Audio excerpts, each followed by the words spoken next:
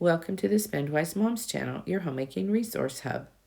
This is the last video of my upright freezer. Frankly, I was wanting to avoid doing this because I thought it was going to be a big mess, but it was so quick and easy. It's nice when things turn out to be easier than you had anticipated. I took everything out. There was even a package of deer meat in the very back. I organized the veggies, putting like items together. There wasn't room on the shelf for everything, so I relocated the cheese on the shelf above and put the other container of squash in the middle of the meat on that shelf. I relocated some other items.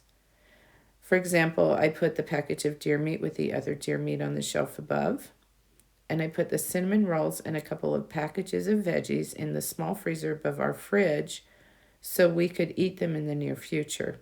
That was it. I thought it was going to be a real challenge, and it ended up taking less than 10 minutes. Find a place in your home. It could be a drawer, a shelf, or a small area. Set the timer for 10 minutes, and you'll be surprised how much you can get done in that small amount of time. Thanks for watching the Spendwise Moms channel. Please subscribe for more videos like this.